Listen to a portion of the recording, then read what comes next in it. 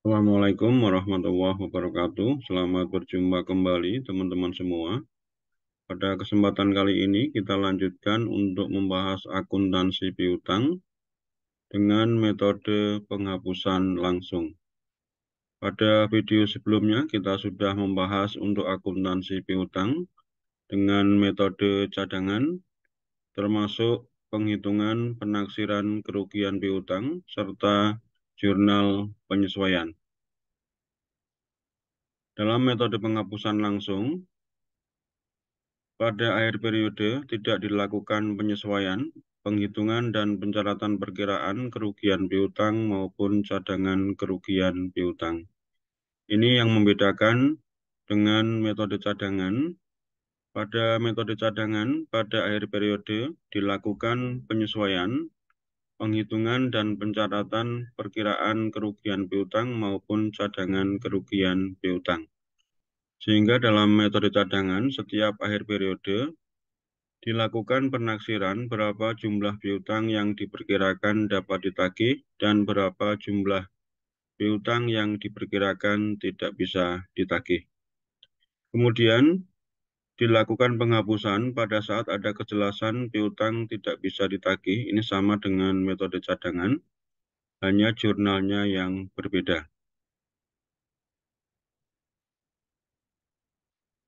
Dalam metode penghapusan langsung, jurnal pada saat timbulnya piutang dagang debit, kemudian penjualan kredit. Kemudian pada akhir periode, dalam metode penghapusan langsung, ini yang membedakan dengan metode cadangan, tidak ada penjurnalan. Pada akhir periode, untuk metode cadangan ada penjurnalan penyesuaian.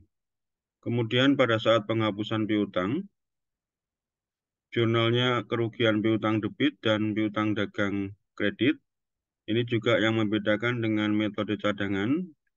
Dengan metode cadangan, jurnalnya adalah cadangan kerugian piutang, kemudian kreditnya piutang dagang.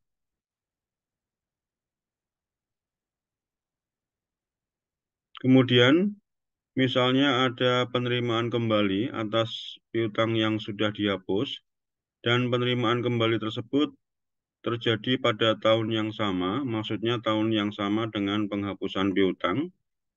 Jurnal yang dibuat yaitu piutang dagang, debit, dan kreditnya kerugian piutang.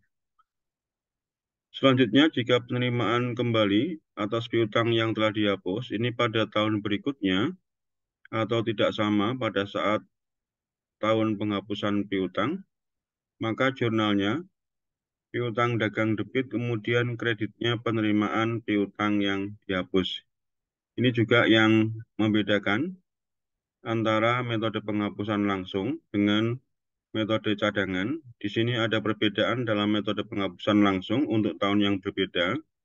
Sedangkan untuk metode cadangan, jurnalnya adalah piutang dagang, kemudian cadangan kerugian piutang, baik itu penerimaan kembali pada tahun yang sama maupun tahun berikutnya, jurnalnya sama.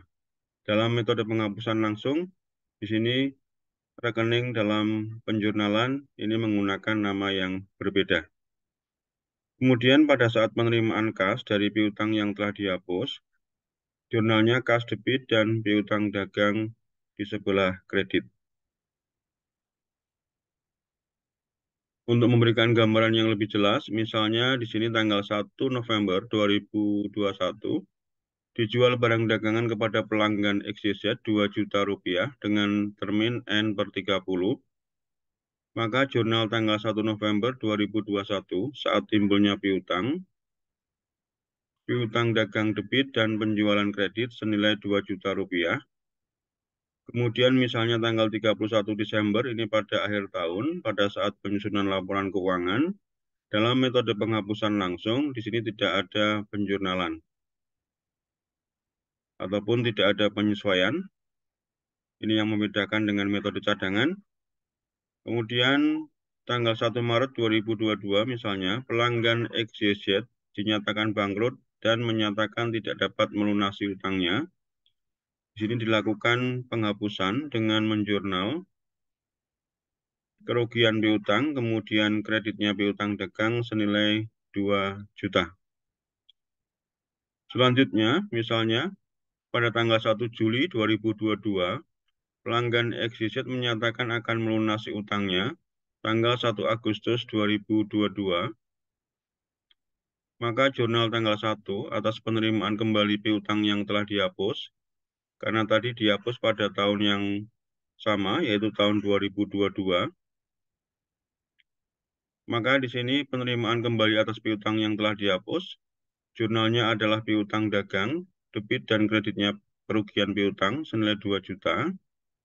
Kemudian pada tanggal 1 Agustus, pada saat pelunasan, jurnalnya adalah kas debit dan kreditnya piutang dagang senilai 2 juta. Selanjutnya, misalnya, jika pernyataan pelanggan XYZ dan pelunasan kembali terjadi pada tanggal 1 Februari dan 1 Maret tahun 2023, maka jurnal 1 Februari pada saat penerimaan kembali piutang yang telah dihapus, jurnalnya adalah piutang dagang debit dan kreditnya penerimaan kembali piutang dihapus nilai 2 juta. Sini letak perbedaannya pada saat penerimaan kembali antara tanggal 1 Juli dan 1 Februari.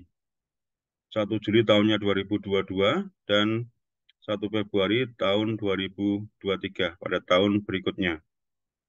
Pada saat penerimaan kas dari pelunasan piutang yang telah dihapus, jurnalnya kas debit dan kreditnya piutang dagang senilai 2 juta. Demikian terkait dengan pembahasan pencaratan penjurnalan akuntansi piutang untuk metode penghapusan langsung. Semoga bermanfaat. Jangan lupa subscribe, like, dan share. Assalamualaikum warahmatullahi wabarakatuh.